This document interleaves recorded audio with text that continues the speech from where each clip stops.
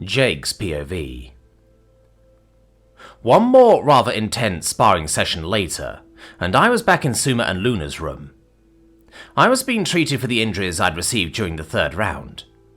It was a simple place. Stone walls, those glowing braids sewn into the walls and hanging from the ceiling. The furniture, if you call it that, were just metal and wooden bars and poles placed around the room. In the corner of the room were two boxes, with drapes hanging over the only opening, and a cushion made of animal pelts to sleep in. Lying on the floor, Suma was standing at my side, casting healing spells. "Jake, these injuries are terrible. What happened?" Suma asked. Luna was out with Seal and his son at the moment, getting seeds and other things from the local market.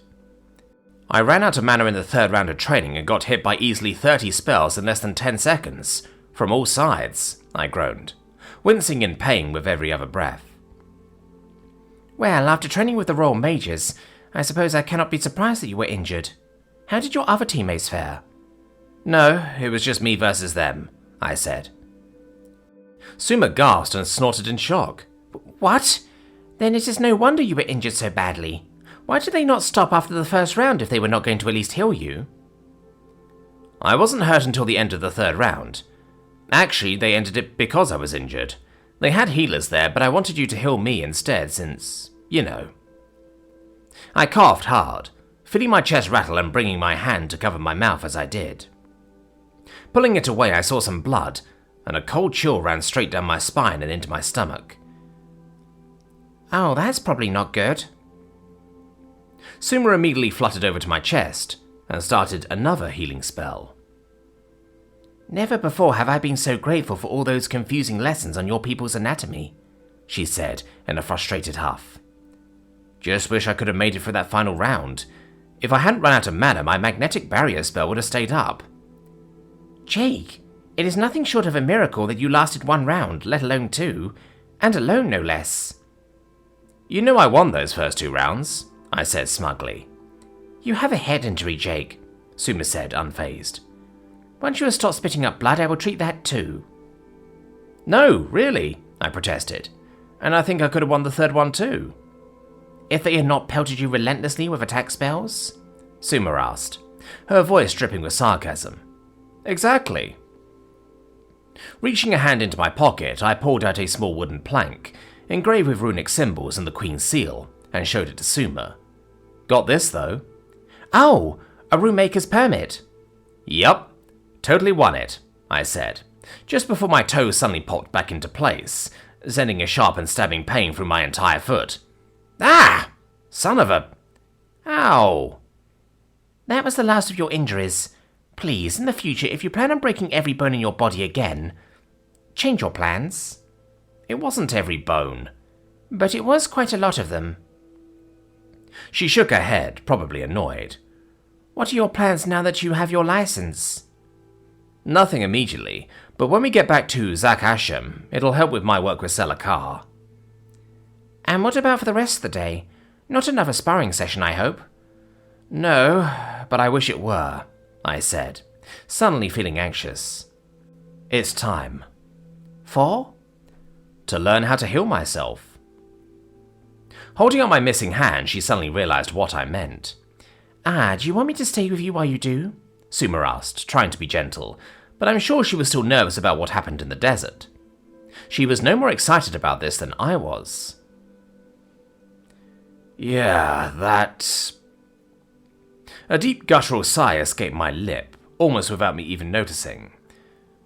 "That'd be nice." Lying down on the floor, Suma by my head for moral support, it was time to delve into Deja's memories. Falling into darkness, I felt that haze wash over my whole body. Searching for information about how he healed himself, despite famously having death magic, I opened the first memory I found. Slowly, everything came into focus as the memory took shape. The first thing I noticed was how high up I was. Deja was tall. On my, or rather his left, stood Asham, who looked different from the last time I saw a memory with him in it. He looked younger, smaller. Both were in a field of rolling hills, surrounded by flowers, some of which came up to their knees.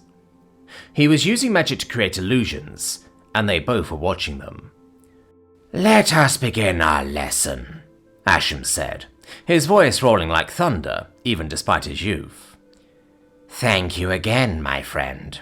I have been wanting to learn to jewelcast for a century now, but have had little time while managing my sections of the project."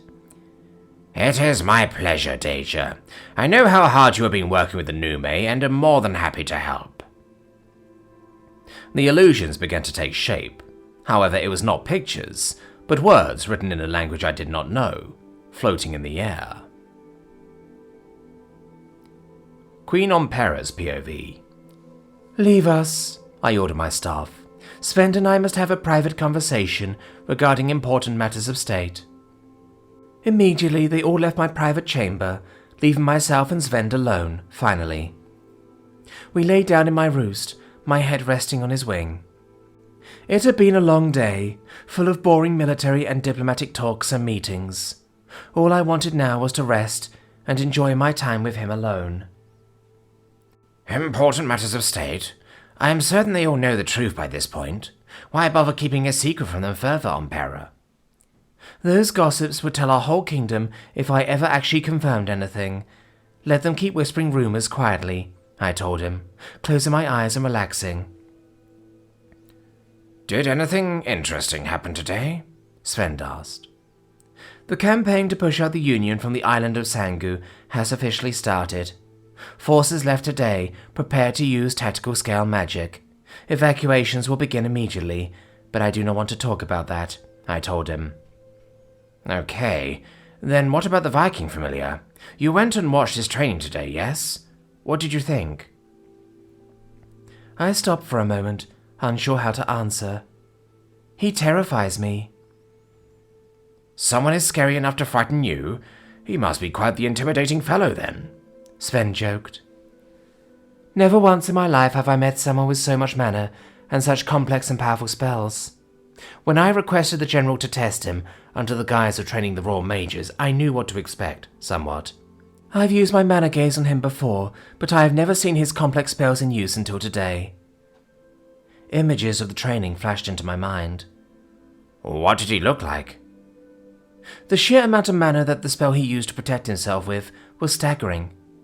It would burn through the entire mana reservoir of the Royal Mages in less than a minute, yet he sustained it for almost 10 minutes, maybe longer.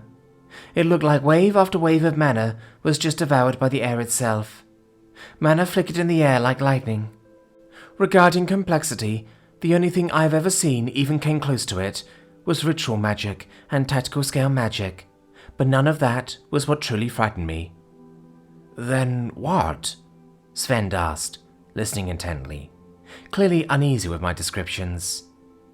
He won. "His team won?" He fought alone, and still overwhelmed an entire attack squadron of Royal Mages, twice. He was only defeated because he ran out of mana, sacrificed to that monstrous spell. And even when he was finally hit by attack magic, he suffered minimal injuries until all of the remaining mages seized the opportunity to attack him all at once. But still he refused healing, preferring to have his master heal him instead. Despite how severe his wounds were, he was able to contact his master and left without complaint, after receiving his permit. "Is this true?" Sven asked. Then after a moment of silence he had another question. "Permit?" He went through all of that, just so that I would issue him a runecrafter's permit. "So, he is insane?" "Perhaps, but still, to use spells so advanced that they outclassed rituals, and were more powerful defenses than most of the spells used by the dragons. If the records are accurate, that is," I said, suddenly very sure that asking him to go to the islands was the correct choice. His Drake squadron should arrive tomorrow. I look forward to seeing the results of his mission.